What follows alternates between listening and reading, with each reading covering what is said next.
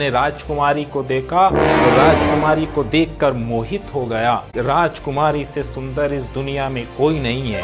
तो माँ, मैं एक बार और राजकुमारी के दर्शन करना चाहता हूँ।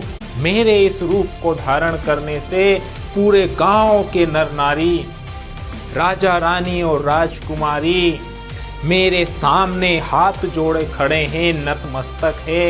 नमस्ते।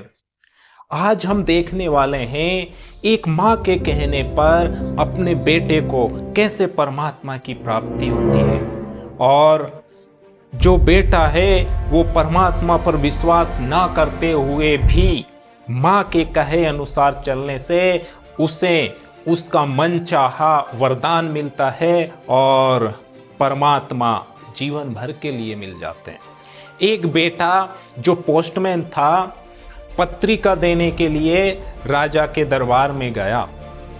राज दरबार में उसने राजकुमारी को देखा तो राजकुमारी को देखकर मोहित हो गया, और जैसे ही राज दरबार से आया तो उसके दिमाग में बस राजकुमारी के अलावा और कुछ नहीं रहा।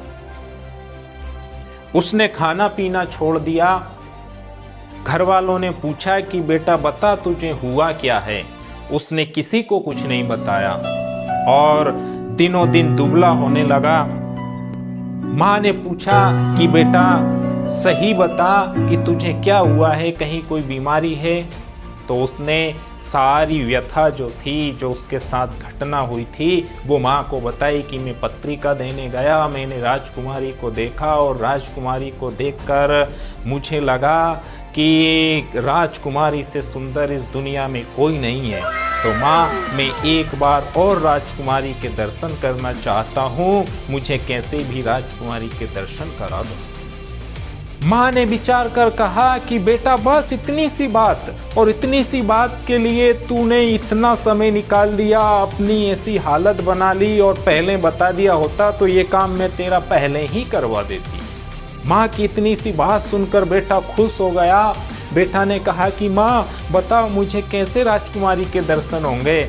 माँ ने एक युक्ति बताई कि बेटा तू 6 महीने के लिए यहाँ से चला जा, और 6 महीने के बाद आना, मैं तुझे राजकुमारी के दर्शन करवा दूंगी। ये बात सुनकर उस पोस्टमैन लड़के ने माँ की बात मान ली और 6 महीने के लिए अपने गांव से बाहर चला गया।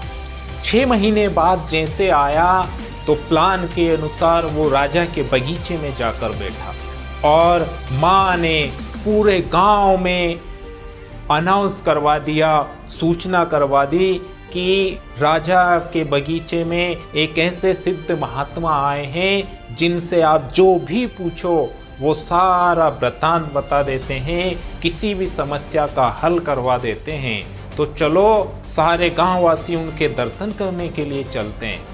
ये सूचना घूमती हुई राजमहल तक पहुंची, और राजा रानी ने भी विचार किया कि क्यों ना ऐसे सिद्ध महात्मा के दर्शन हमको भी करना चाहिए।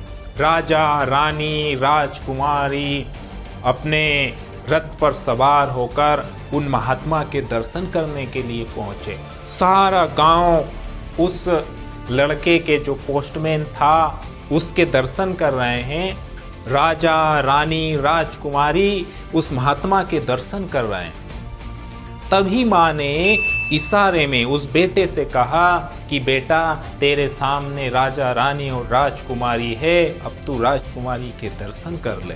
तो जो लड़का पोस्टमैन था और ढोंगी बाबा बना हुआ था, नकली बाबा बना हुआ था, उसके दिमाग में ये विचार आया कि जब मैं नकली बाबा बना हुआ हूँ, मैं कोई सिद्ध पुरुष नहीं हूँ, मुझे परमात्मा से कोई लेना देना नहीं है, लेकिन मेरे इस रूप को धारण करने से पूरे गांव के नर नारी, राजा रानी और राजकुमारी मेरे सामने हाथ जोड़े खड़े हैं, नतमस्तक है।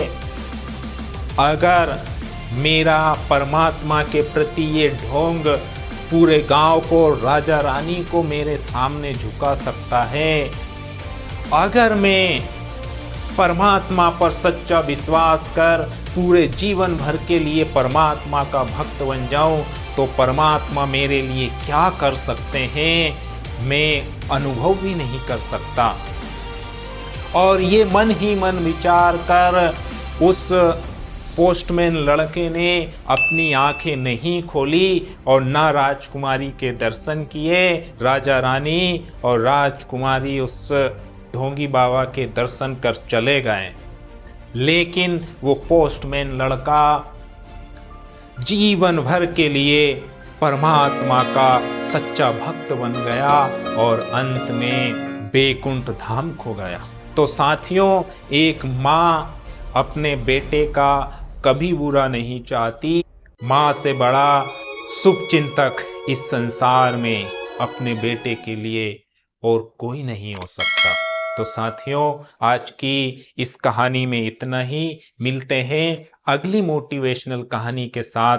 तब तक के लिए जय श्री कृष्ण, जय श्री राम, जय हिंद, जय भारत, वंदे मातरम।